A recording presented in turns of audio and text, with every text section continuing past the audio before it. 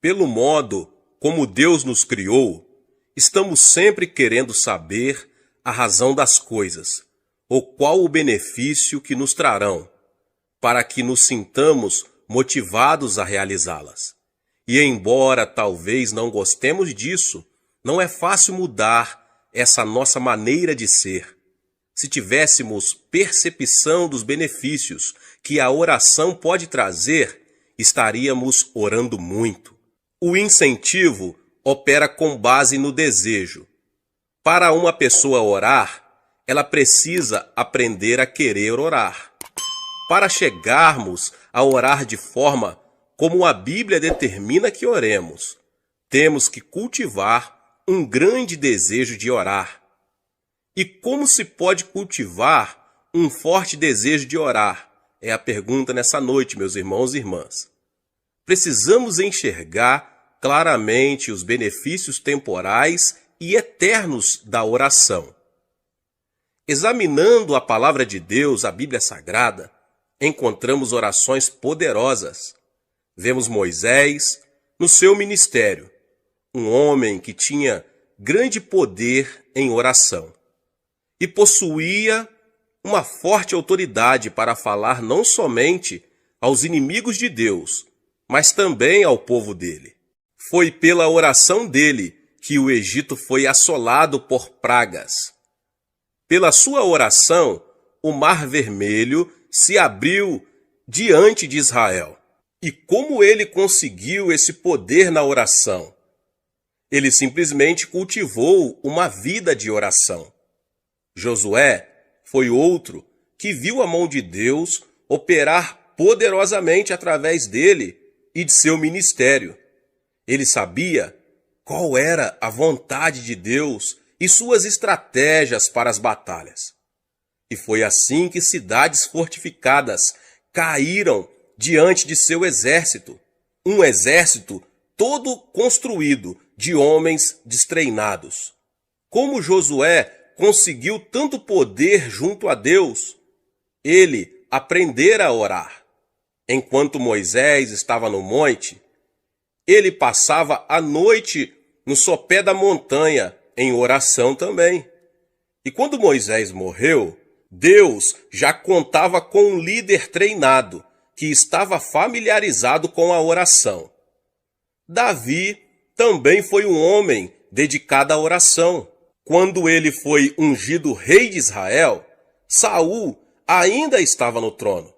Ele poderia ter se desanimado pelo fato de apenas uns poucos o reconhecerem como rei, mas pela oração, ele manteve sua confiança em Deus e esperou que o Senhor o colocasse no trono de Israel. Era tão forte o seu relacionamento com Deus, que numa ocasião em que teve oportunidade de matar o rei Saul, não o fez. Após a morte deste, seu primeiro ato como rei foi trazer de volta a Arca da Aliança para o seu lugar de direito, no centro de cultos de país. Quando analisamos o poder de Davi na sua vida e governo, vemos que a fonte desse poder era a prática da oração. Elias atuou como profeta de Deus numa das piores épocas da história de Israel. Nessa ocasião, o povo tinha se voltado para a adoração a Baal. E Elias orava com grande poder, desafiando os profetas de Baal. Sempre que lembramos a história de Elias, pensamos também no grande poder que ele possuía. Mas precisamos descobrir qual a origem desse poder. Ele era um homem de oração. Passava horas seguidas em oração e até mesmo dias. Foi por isso que, quando Elias foi arrebatado numa carruagem de fogo, em meio a um redemoinho, os filhos dos profetas foram procurá-lo no alto dos montes. Contudo, nenhuma outra pessoa manifestou o poder de Deus, como Jesus Cristo, o Filho de Deus.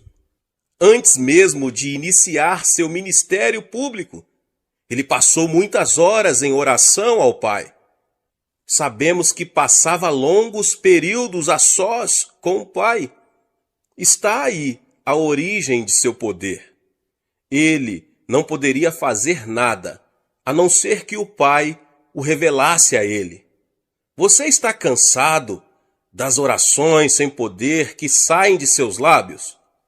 Está desejoso de que sua igreja inicie um poderoso ministério de oração para que seu bairro, cidade e estado conheçam o poder que há em sua igreja? Se este é o seu desejo, meu irmão e minha irmã, e se você se dispuser a pagar qualquer preço, então se prepare para ver Deus operar poderosamente e modificar sua vida e ministério, introduzindo-o numa nova dimensão de oração. Não há razão para que não ocorram milagres em nossas igrejas regularmente. Não há motivo para não haver pecadores sendo salvos pelo Espírito Santo. Ouvi contar certa vez sobre a passagem de Charles Finney pela pequena cidade de Huntington, no norte do estado de Nova York. Uma cidadezinha comum, onde um dia, quando Finney passava por ali de trem, o Espírito Santo desceu sobre os não convertidos. Alguns homens que estavam num bar, sentindo forte convicção de pecados, operada pelo Espírito Santo, caíram de joelho pedindo a Jesus que os salvasse. E se o Espírito Santo deu a Charles Finney um poder assim, será que não pode dar a nós também um ministério poderoso? É a pergunta, meus irmãos. Finney raramente falava sobre o segredo do seu poder, mas certo dia um repórter resolveu vigiá-lo e, por fim, o jornalista teve que concluir que a origem do poder de Finney era as longas horas que ele passava em oração, em comunhão com o Espírito Santo. Estou convencido de que aqui na Coreia estamos presenciando o início do avivamento que Deus nos prometeu. Embora toda a nação tenha conhecido de que Deus está operando em nossa igreja, ainda não experimentamos o poder de Deus, como veremos futuramente se permanecermos fiéis. E o poder de Deus não se manifesta apenas em curas, libertação de espíritos malignos e conversões em massa. Ele pode ser visto também no céu aberto que há sobre nosso país. O que quero dizer com isso? Quando um país tem este céu aberto, existe liberdade espiritual para se pregar o evangelho. O nível da fé é bastante elevado e não encontramos uma oposição maligna muito forte. Meus irmãos, em alguns países é difícil pregar porque existe muita oposição maligna. As forças satânicas que se opõem ao evangelho são muito fortes e não há muita fé. Isso cria dificuldades para nós que ministramos a palavra de Deus. Sinto muita facilidade para pregar na Coreia, mais do que em qualquer outro lugar. Quando exponho a palavra de Deus, imediatamente os pecadores atendem ao apelo para a salvação. Por que temos esta atmosfera espiritual? A resposta é a oração. Mas a oração não gera apenas o poder global, mas também o poder individual.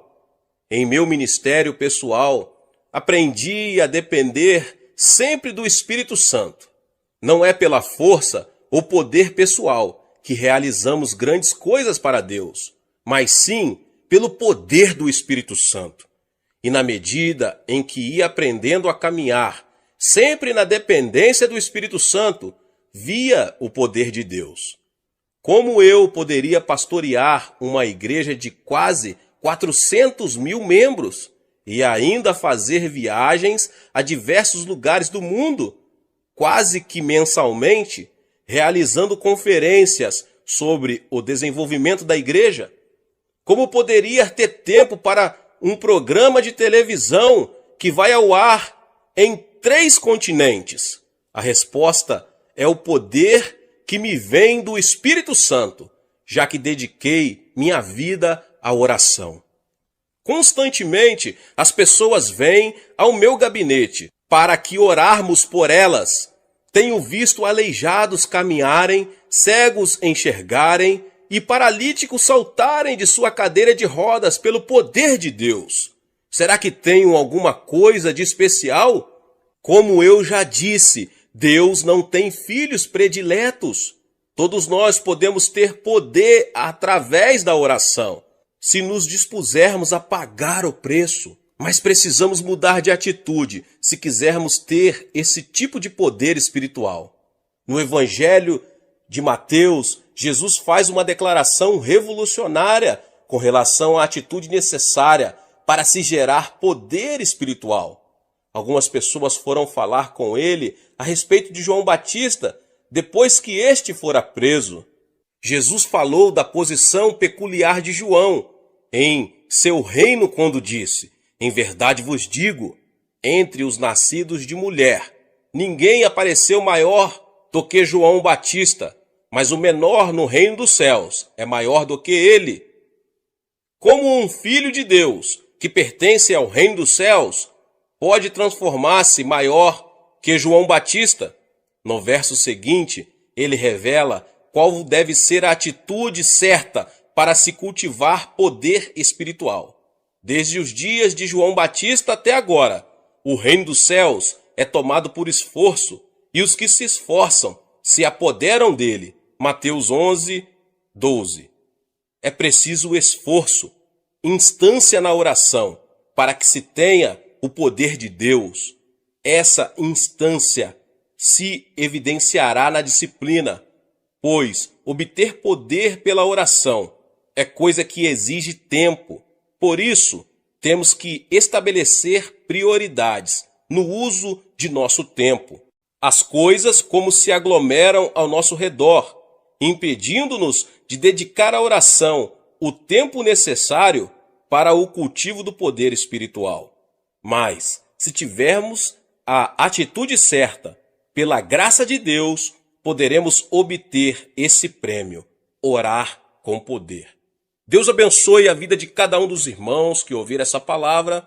Se você ainda não é inscrito no canal, se inscreva no canal, ative o sininho das notificações para você não perder os vídeos que são postados aqui no canal todos os dias. Deixe o seu like e não esqueça de compartilhar com as pessoas que você mais ama. Nos vemos nos próximos vídeos. Amém. Olá, meus irmãos e irmãs, sejam bem-vindos ao canal Vinícius Siqueira. E se você ainda não é inscrito aqui no canal, se inscreva aqui no canal e não esqueça de ativar o sininho das notificações. Todos os dias são postados vídeos abençoados aqui no canal para te abençoar. Vamos a mais uma palavra do Senhor. Nesses últimos 25 anos, aprendi que Deus não pode usar uma pessoa que não esteja totalmente quebrantada e rendida a Ele. Quando Jesus foi ter com Pedro em seu barco, este teve uma reação imediata. Ficou consciente dos seus pecados. Sentiu que era pecaminoso demais para receber a Jesus no barco. Depois de haver negado a Cristo 3 vezes, ele foi quebrantado pelo perdão e graça de Cristo, obtendo a oportunidade de pregar o primeiro sermão da história da igreja. E assim, no dia de Pentecostes, como fruto direto do ministério de Pedro, 3.000 pessoas vieram a Cristo. Ele foi usado por Cristo também para abrir as portas espirituais do mundo gentio. Assim que Pedro se quebrantou, Deus pôde usá-lo. Tenho conhecido muitas pessoas que não estão servindo ao Senhor por abrigarem pecados do passado. Talvez elas culpem o pastor ou algum outro crente, mas bem no fundo do coração sabem que ficaram bem aquém do alvo proposto, e não aprenderam a lição. Sempre que um crente comete um erro, procuro ajudá-lo a acertar a vida de novo. Explico-lhe que esse erro pode ser o meio de ele aprender a quebrantar-se e humilhar-se diante de Deus. A ausência do quebrantamento leva a pessoa usada por Deus a tornar-se orgulhosa e arrogante. Contudo, quando um crente é quebrantado, seu coração resiste ao orgulho, e assim ele pode ser mais e mais usado por Deus. Agora, como isso acontece no momento da oração? Quando nos colocamos em contato com Deus em oração, assim que entramos em sua presença, a primeira coisa que sentimos é a consciência do pecado. Na presença de um Deus santo, ninguém pode sentir orgulho. Assim que percebemos em nós a total ausência de qualificações para estarmos na presença dele, começamos a confessar nosso pecado e nos humilharmos diante de Deus. Assim, não quer dizer que não podemos estar ali, perante o trono da graça. Na verdade, o sangue de Jesus Cristo já garantiu a todo crente um pronto acesso a ele. Então, sentimos logo que não possuímos qualificações pessoais para estar ali, e nossa reação imediata é de quebrantamento. As duas coisas, quebrantamento e orgulho, não podem coexistir.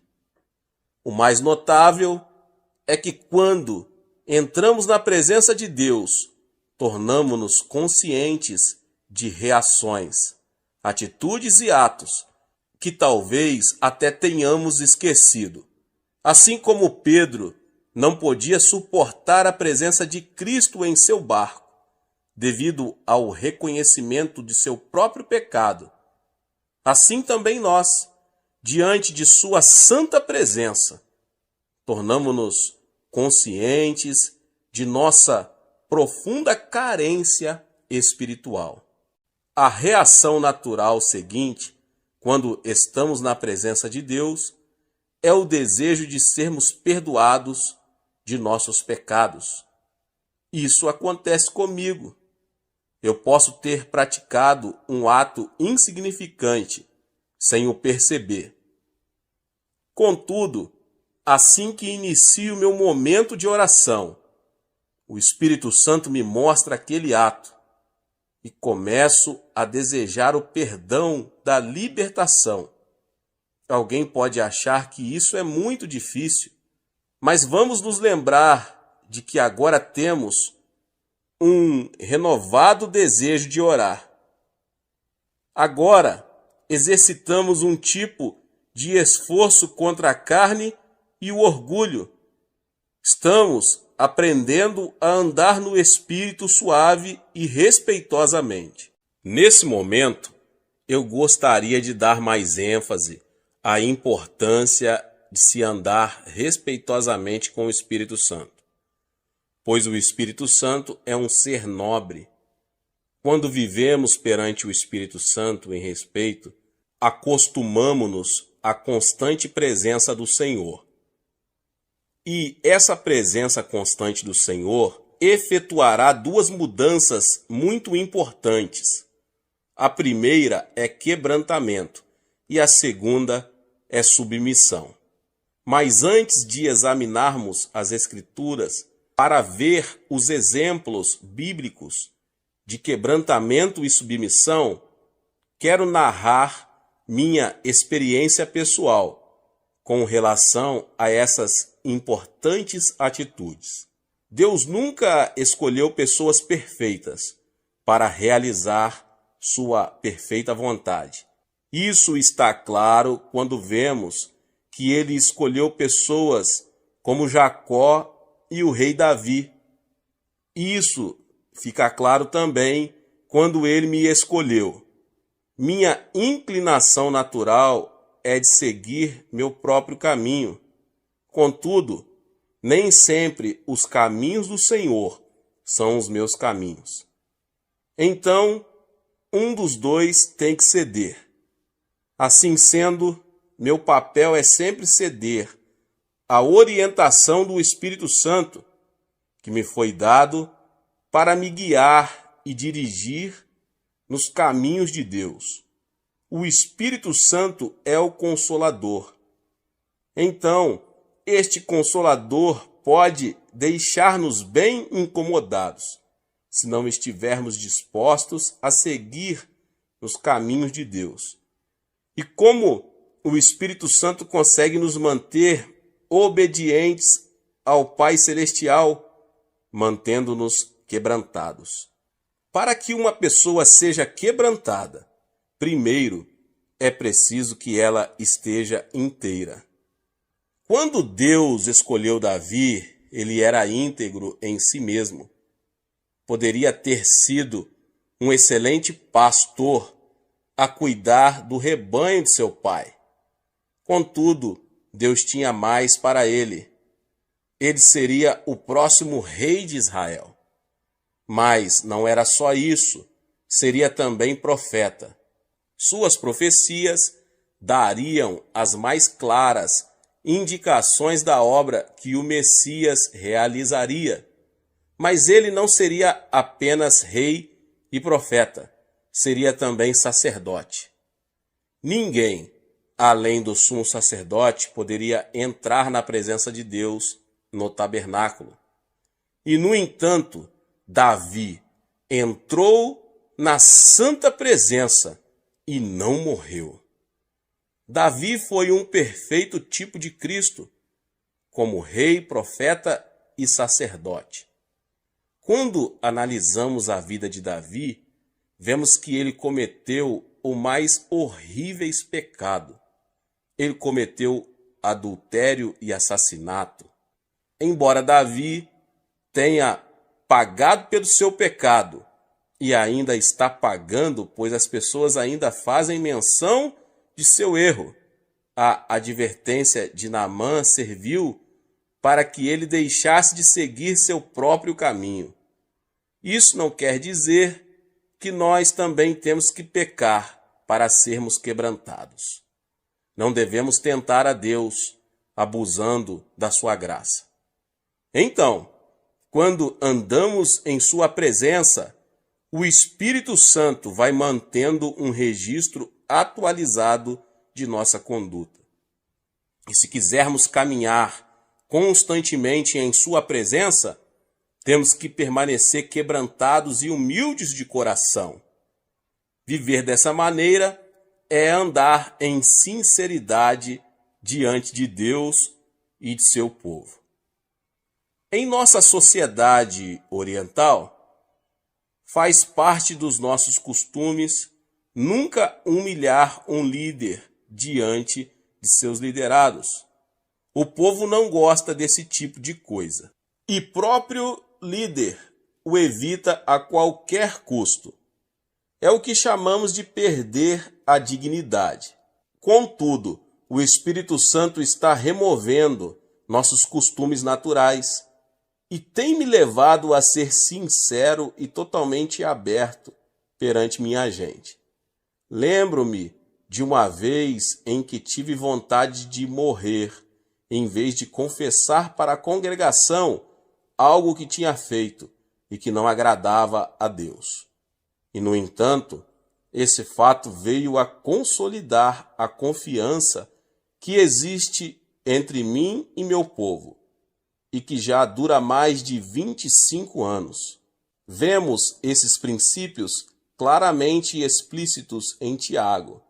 Antes, ele dá maior graça pelo que diz: Deus resiste aos soberbos, mas dá graça aos humildes. Tiago 4:6. Pedro também apresenta este mesmo princípio. Rogo igualmente aos jovens, sede submissos aos que são mais velhos. Outros sim, no trato de uns com os outros. Cingi-vos todos de humildade, porque Deus resiste aos soberbos, contudo aos humildes concede a sua graça. Humilhai-vos, portanto, sob a poderosa mão de Deus, para que ele, em tempo oportuno, vos exalte. 1 Pedro 5, 5 e 6. Se tivermos um espírito de soberba, quando nos aproximamos de Deus em oração, ele resistirá a nós. Mas se estivermos quebrantados diante dele, ele nos dará mais graça. Nosso sucesso espiritual é totalmente baseado na graça de Deus. Pelos nossos próprios méritos, não podemos ter sucesso em nada. Mas pela graça divina, podemos fazer todas as coisas. O que precisamos para triunfar espiritualmente é mais da graça de Deus. Agora, e como podemos obter mais graça? Nós a obtemos mantendo-nos sempre com um espírito quebrantado e em humildade diante de Deus. Hoje em dia, a ideia de um quebrantamento pessoal não é muito popular. As pessoas só querem saber o que fazer para ter sucesso. No entanto, tenho aprendido que chegamos ao sucesso aplicando fórmulas mágicas ou princípios. Temos que aprender o segredo do quebrantamento, que nos traz mais graça. E é a graça que, por fim, nos concede sucesso. Jó foi uma pessoa que aprendeu essa lição. Em paz eu vivia, porém ele me quebrantou. Jó 16:12. Davi, depois de recorrer ao auxílio divino e receber a libertação, fala de sua condição nos seguintes termos: sou como vaso quebrantado. Salmo 31:12. Então, o objetivo de Deus é quebrantar-nos e não esmagar-nos. Se nos quebrantarmos com uma atitude de humildade diante de Deus, não seremos feitos em pedaços. Num texto de Mateus, Jesus faz uma distinção clara entre ser quebrantado e ser esmagado. Perguntou-lhes Jesus: nunca lestes nas Escrituras? A pedra que os construtores rejeitaram, essa veio a ser a principal pedra angular. Isto procede do Senhor e é maravilhoso aos nossos olhos? Portanto, vos digo que o reino de Deus vos será tirado e será entregue a um povo que lhe produza os respectivos frutos. Todo o que cair sobre esta pedra ficará em pedaços, e aquele sobre quem ela cair ficará reduzido a pó. Mateus 21, 42 ao 44. Para entendermos o princípio do quebrantamento, temos que analisar bem a comparação que aqui é feita. Cristo é a pedra angular do templo espiritual, a igreja. Neste contexto, o termo igreja não se aplica apenas ao corpo de crentes que foi formado no dia de Pentecostes. Aqui, ela representa todo o povo de Deus desde o seu início. Na ocasião em que Jesus profere estas palavras, registradas em Mateus 21, o povo de Deus era representado pela nação judaica.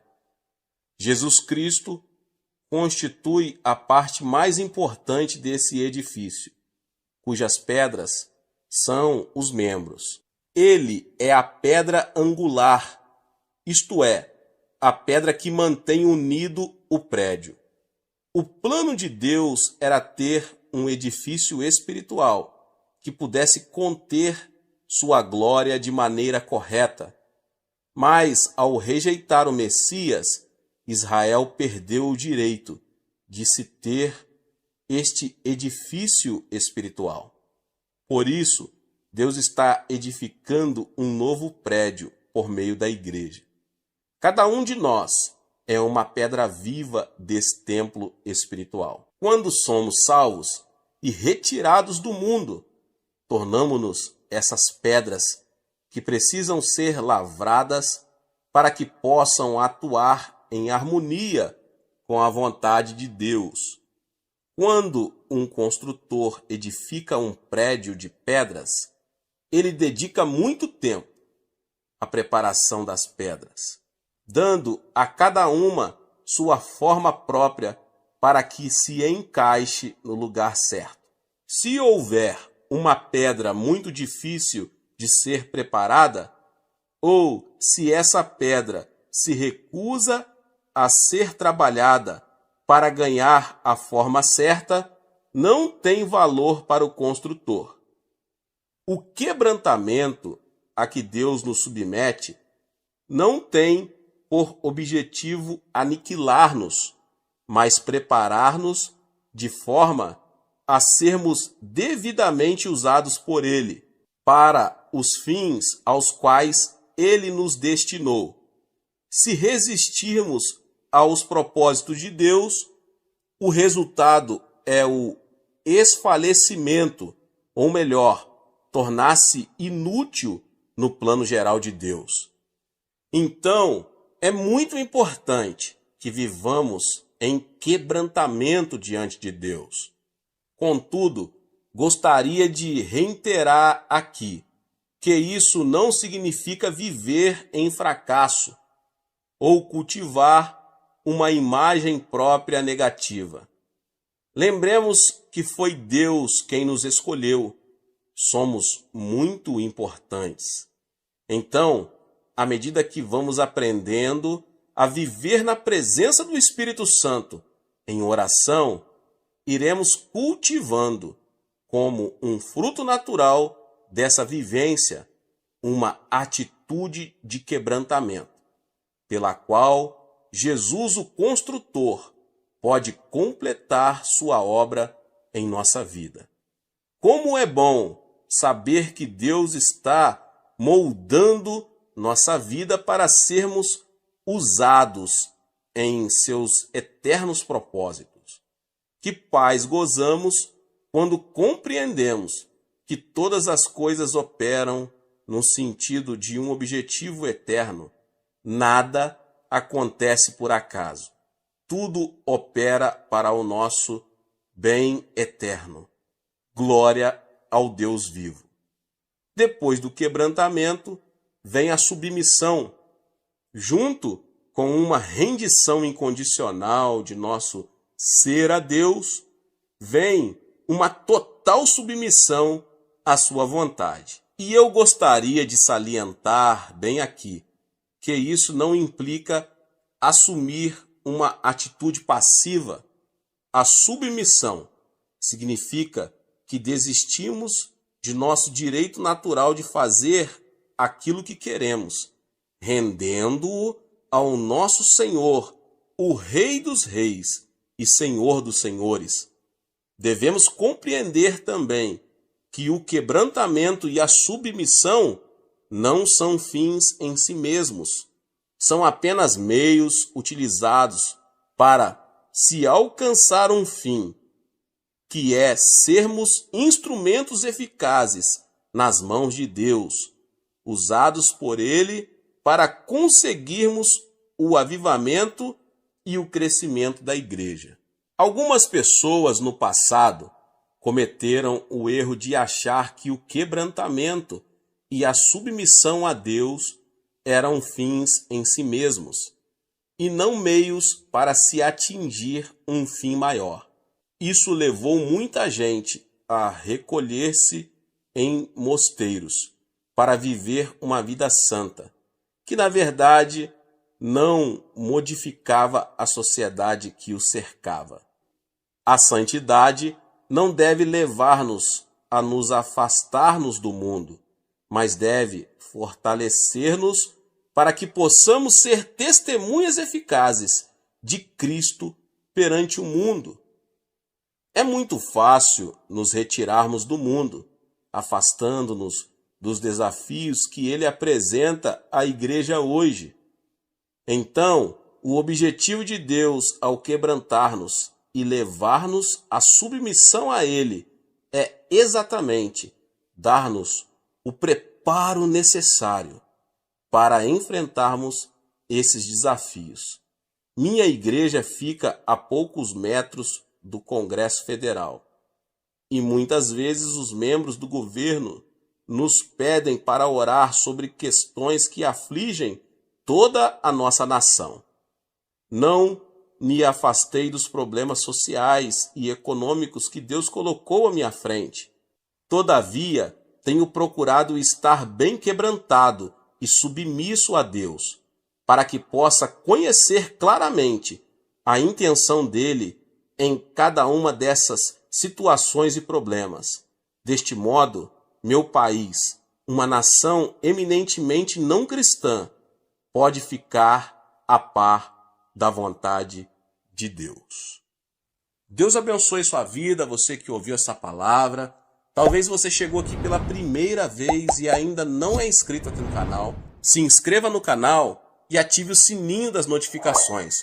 Todos os dias são postados vídeos abençoados aqui no canal para te abençoar. Não esqueça de deixar o seu like e compartilhar este vídeo com mais pessoas. Nos vemos nos próximos vídeos. Amém. Olá, meus irmãos e irmãs. Sejam bem-vindos ao canal Vinícius Siqueira. E se você ainda não é inscrito aqui no canal, se inscreva aqui no canal e não esqueça de ativar o sininho das notificações. Todos os dias são postados vídeos abençoados aqui no canal para te abençoar. Vamos a mais uma palavra do Senhor. Estamos vivendo uma era maligna. Satanás, auxiliado por anjos caídos e demônios, está determinado a roubar e destruir. Se não nos apoiarmos no poder da oração, não seremos capazes de abater o poder de Satanás. O diabo nunca se preocupou muito com os rituais da igreja, mas tem medo mortal da oração genuína. Quando uma pessoa começa a orar de verdade, começa a descobrir novas e diversas formas de oposição da parte de Satanás. Há um homem em minha igreja que antes era alcoólatra. Não obstante a sua prosperidade nos negócios, a bebida o levou a maltratar a esposa e os filhos. Certa noite, ele chegou em casa, acompanhado de seus companheiros de bebida, e todos puseram-se a beber e alegrar-se ali. Embora a mulher o amasse muito, os filhos, e já tivesse suportado muitas coisas por parte do marido, não podia tolerar o fato de ele desonrar seu lar de tal forma. Chamou-o à parte e disse-lhe: "Querido, eu o amo, mas não aguento mais suas bebedeiras. E agora você ainda traz esses bêbados para casa? Não vou tolerar isso. Vou arrumar minhas coisas e ir embora. Amanhã, quando você acordar, eu já não estarei mais aqui." Apavorado com o choque de perder a família, ele ficou subitamente sóbrio. Como sua esposa era uma crente muito dedicada, ele se ajoelhou ali diante dela e começou a orar: "Senhor, liberta-me desse terrível demônio do álcool." Pensando que o marido, além de embriagado, estivesse zombando de sua religião, a mulher ficou mais indignada. Ele já tentara diversas vezes libertar-se daquele vício, mas sem o conseguir. Agora que a esposa ameaçava abandoná-lo, estava ainda mais desesperado. Estava chorando quando ouviu uma voz interior que lhe vinha no coração: "Pela manhã você estará liberto." Tenho certeza de que amanhã estarei liberto, disse para sua esposa. Mas ela não pôde disfarçar uma expressão de incredulidade. Já ouvira muitas dessas promessas antes. Então, de manhã, ela teve uma grande surpresa ao ver o marido jogando no lixo suas garrafas de bebidas caríssimas e seus cigarros. Será que está ocorrendo um milagre de libertação? Pensou consigo mesma. Depois, o homem entrou no seu carro, foi para seu trabalho e disse a todos os empregados de sua fábrica que Deus o libertara e que ele nunca mais iria beber nem fumar. Os colegas da fábrica não tinham coragem de rir na cara dele, mas acharam que isso era mais uma de suas resoluções. Ele havia feito o mesmo várias vezes anteriormente. Contudo, depois de algum tempo, todos ficaram convencidos de que alguma coisa tinha acontecido, pois sua vida se modificara totalmente. Hoje, toda a família está servindo a Jesus e ele é diácono de nossa igreja. Havia uma outra família que Satanás estava decidido a destruir.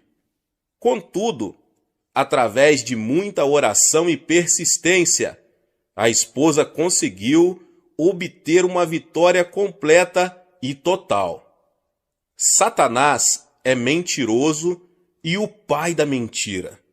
Ele tem prazer em roubar e destruir, mas Cristo nos concede autoridade sobre a obra dele quando aprendemos a orar.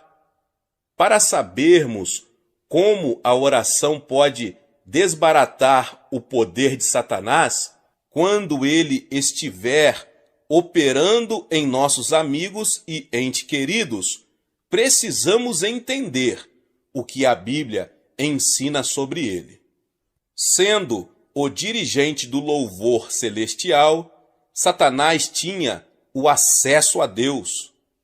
Isaías diz o seguinte a seu respeito: como caíste do céu, ó estrela da manhã, filho da alva, como foste lançado por terra, tu que debilitava as nações, tu dizias no teu coração: eu subirei ao céu, acima das estrelas de Deus, exaltarei o meu trono e no monte da congregação me assentarei nas extremidades do norte.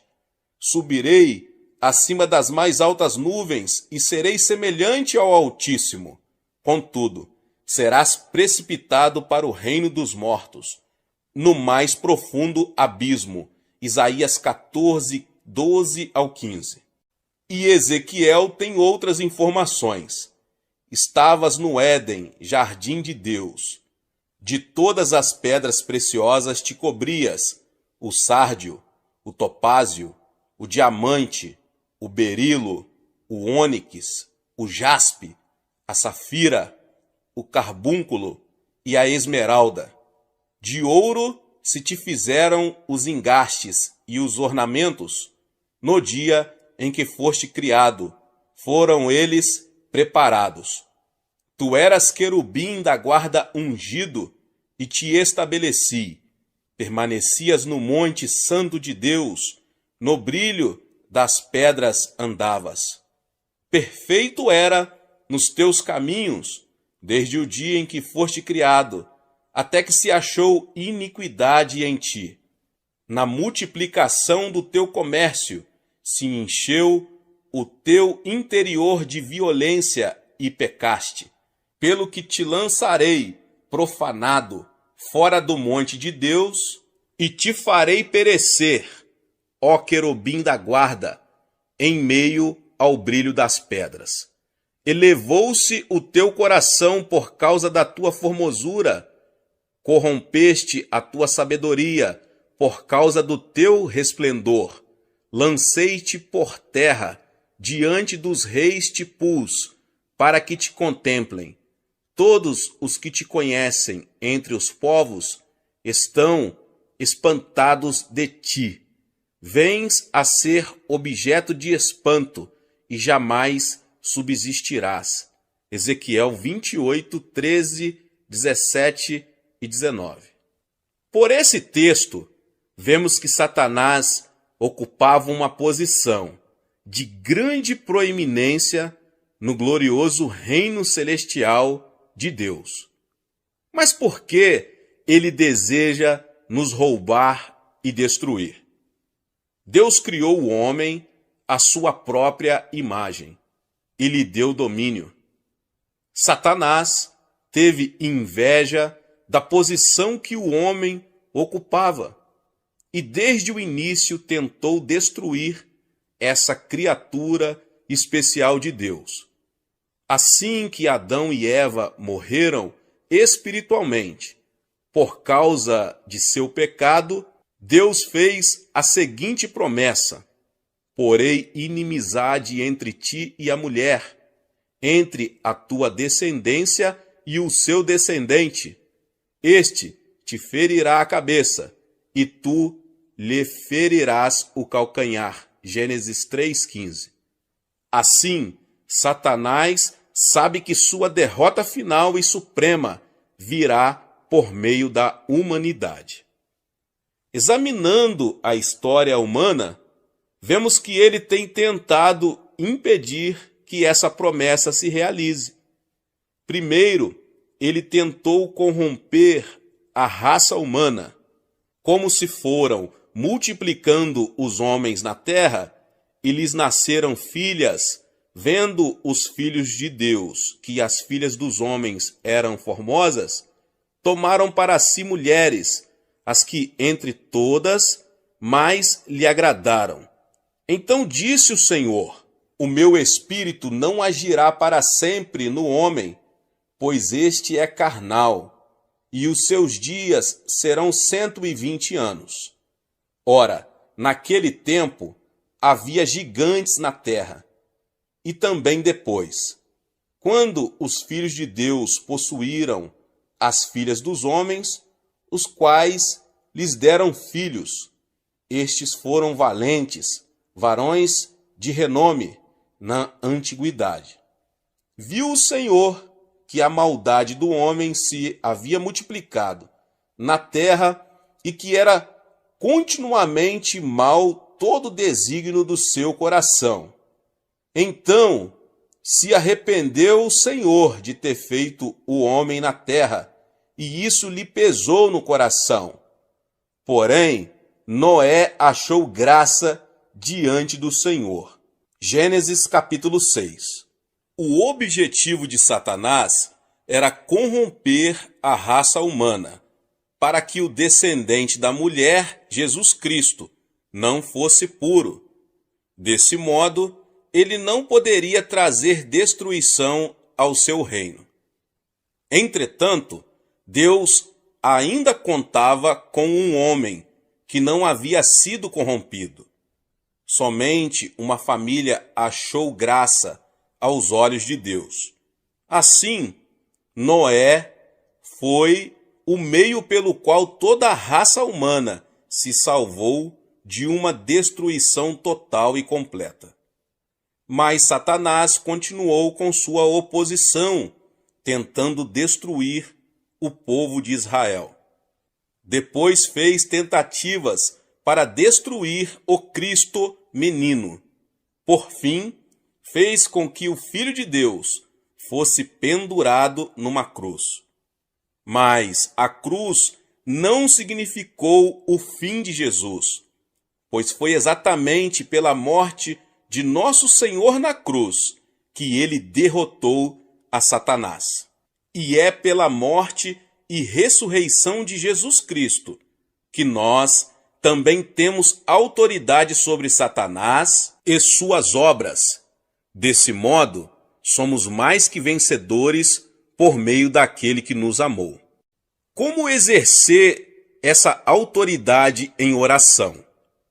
Como eu disse antes, Satanás faz mais oposição às orações do povo de Deus do que a qualquer outra coisa. Isso é mostrado claramente no livro de Daniel. Daniel ainda era jovem quando foi levado cativo para a Babilônia, no ano 605 a.C. Mas Deus fez com que esse cativeiro se tornasse o meio pelo qual Daniel chegou a uma posição-chave no maior império daqueles dias. Assim como José, que prosperou no Egito, embora passando por reveses temporários, assim também Daniel foi usado por Deus, pelo fato de possuir o dom de interpretação de sonhos. Esse dom foi usado depois para revelar uma visão tão precisa de acontecimentos futuros que houve quem duvidasse da autenticidade de seu livro. No primeiro ano do governo de Dário, futuro governante universal do Oriente Médio, Daniel recebeu uma interpretação especial do texto de Jeremias 25:13. Ao perceber as implicações dessa nova interpretação para Jerusalém, começou sua conhecida oração intercessora em favor de seu povo. Principiou por confessar seus pecados, embora sua inabalável fidelidade a Deus fosse reconhecida por todos os judeus que se encontravam no cativeiro. Depois passou a pedir perdão para o seu povo, como vemos no capítulo 9. Em seguida, ele se põe a pedir o favor de Deus para seu povo. Ó Senhor, segundo todas as tuas justiças, aparte-se a tua ira e o teu furor da tua cidade de Jerusalém, do teu santo monte, porquanto, por causa dos nossos pecados e por causa das iniquidades de nossos pais, se tornaram Jerusalém e o teu povo opróbrio para todos os que estão em redor de nós. Agora, pois, ó Deus nosso, ouve a oração do teu servo e as suas súplicas, e sobre o teu santuário assolado, faze resplandecer o rosto, por amor do Senhor. Daniel 9, 16 e 17. E continuando em oração, sua súplica se tornou mais intensa e ardorosa. Ó Senhor, ouve, ó Senhor, perdoa. Ó Senhor, atende-nos e age. Não te retardes, por amor de ti mesmo. Ó Deus meu, porque a tua cidade e o teu povo são chamados pelo teu nome. E como Daniel permanecesse em oração, Deus mandou o anjo Gabriel para ir falar-lhe. Então o anjo lhe revela o modo como Satanás se opõe às orações do povo de Deus. Então me disse: não temas, Daniel, porque desde o primeiro dia em que aplicaste o coração a compreender e a humilhar-te perante o teu Deus, foram ouvidas as tuas palavras, e por causa das tuas palavras é que eu vim. Mas o príncipe do reino da Pérsia me resistiu por 21 dias. Porém Miguel, um dos primeiros príncipes, veio para ajudar-me, e eu obtive vitória sobre os reis da Pérsia. Daniel capítulo 10, 12 e 13. Mais adiante, no mesmo capítulo, Gabriel revela a Daniel a batalha que terá que enfrentar assim que sair dali. E ele disse: sabes por que eu vim a ti? Eu tornarei a pelejar contra o príncipe dos persas, e saindo eu, eis que virá o príncipe da Grécia. Mas eu te declararei o que está expresso na Escritura da verdade, e ninguém há que esteja ao meu lado contra aqueles, a não ser Miguel, vosso príncipe. No comentário do Antigo Testamento de Kiel e Deliche, um dos mais respeitosos comentários bíblicos, os autores afirmam que o príncipe da Pérsia era a força maligna que estava orientando os desenvolvimentos do Império Mundial que viria a seguir. Gabriel fora mandado por Deus até Daniel, mas os príncipes de Satanás, os anjos caídos, guerreavam contra o mensageiro de Deus. Já que Satanás não queria que a oração de Daniel fosse atendida, o arcanjo Miguel foi então chamado a acudir Gabriel nessa batalha. Daniel jejuou e orou durante 21 dias. Foi esse o tempo necessário para as forças espirituais de Deus derrotarem os anjos caídos. Em Zacarias 3, encontramos um verso em que o Senhor diz o seguinte a Satanás: o Senhor te repreenda, ó Satanás. Sim, o Senhor que escolheu a Jerusalém te repreenda. Não é este um tição tirado do fogo? Paulo também compreendeu bem a batalha espiritual que temos de enfrentar, pois disse: porque a nossa luta não é contra o sangue e a carne, e sim contra os principados e potestades, contra os dominadores deste mundo tenebroso, contra as forças espirituais do mal, nas regiões celestes. Efésios 6,12. Para vermos isso tudo sob uma perspectiva mais clara, temos que compreender bem a realidade espiritual, isto é, a realidade do que domino, a quarta dimensão. Satanás foi derrubado da posição que ocupava nos lugares celestiais, uma posição, aliás, bastante elevada. Nós fomos criados como seres um pouco mais elevados que os anjos, já que podemos entender as realidades espirituais. Satanás já sabe, desde os tempos do Jardim do Éden, que seu reino será destruído por meio da humanidade. Deus lhe deu o título de Príncipe da Potestade do Ar. Como ele pode exercer autoridade sobre a atmosfera da Terra? Ele tem conseguido exercer influência sobre as nações. Contudo, Deus tinha dado autoridade ao homem, mas este a perdeu por ocasião da queda, devido ao pecado de Adão.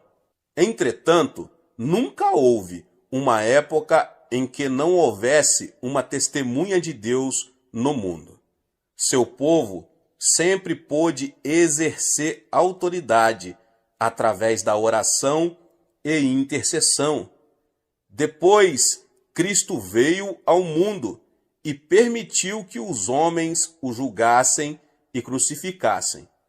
Contudo, pela sua vida sem pecado, sua morte propiciatória na cruz e sua gloriosa ressurreição, ele ficou com as chaves da morte e do túmulo e recebeu toda a autoridade. Mateus 28:18. E hoje, temos diante de nós a ordem de ir ao mundo todo e fazer discípulos de todas as nações para o reino de Deus. E essa ordem é fundamentada pelo fato de que Cristo conquistou toda a autoridade no céu e na terra. Quando aprendemos a orar no Espírito Santo e entendemos que recebemos autoridade espiritual, podemos imobilizar as forças de Satanás que atuam numa pessoa, em comunidades e até em nações. Entretanto, Satanás, que é um mentiroso e pai da mentira, tenta convencer-nos de que ele está no controle de tudo. Mas quando aprendemos a jejuar e orar e exercitar nossa legítima autoridade espiritual, Satanás e suas hostes são obrigados a se renderem à vontade de Deus. Como é essencial que conheçamos e compreendamos a importância da oração. Mas se não aprendermos a orar, não haverá meios de vermos a vontade de Deus realizada em nossa vida e ministério. Contudo, como já afirmei anteriormente, primeiro precisamos ter o desejo de orar. Nosso problema é que pensamos muito sobre a oração, lemos muita coisa a respeito dela e até recebemos instruções acerca da oração, mas não oramos. Chegou a hora de compreendermos que a oração é a fonte do poder. Chegou a hora de permitirmos que o Espírito Santo opere em nós um novo quebrantamento e submissão a Deus. Chegou a hora de aprendermos a exercitar nossa autoridade espiritual, procurando impedir a oposição de demônios. Chegou a hora de orarmos. Glória a Deus. Deus abençoe a sua vida, você que ouviu essa palavra. Talvez você chegou aqui pela primeira vez e ainda não é inscrito no canal. Se inscreva no canal e ative o sininho das notificações. Todos os dias são postados vídeos abençoados aqui no canal para te abençoar. Deixe o seu like e não esqueça de compartilhar esta palavra com mais pessoas. Amém. Seja membro do canal Vinícius Siqueira e obtenha benefícios que só os membros têm. Então, você que já é inscrito no canal e ativou o sininho das notificações, logo você vê o botão Seja Membro, clique nele e obtenha os benefícios. E o primeiro benefício é que você tem uma mensagem destacada. Quando você faz um comentário aqui no canal, você tem um destaque na sua mensagem. E isso é muito importante porque você mostra para os outros que você apoia este canal. E outro benefício que você tem é que você pode compartilhar os devocionais diários, que são 365 devocionais, que são postados todos os dias aqui no canal. Existe um grupo específico e a pessoa recebe um link que é direcionado para o grupo. E nesse grupo você tem todos os devocionais de todos os dias do mês, que você recebe logo pela manhã, e você tem o benefício de compartilhar esses devocionais com os seus contatos. Esse benefício é apenas para os membros. No YouTube não tem como compartilhar os devocionais, apenas ler na comunidade do YouTube, mas quem é membro tem o benefício de compartilhar com todos os seus contatos e as suas redes sociais. Seja membro!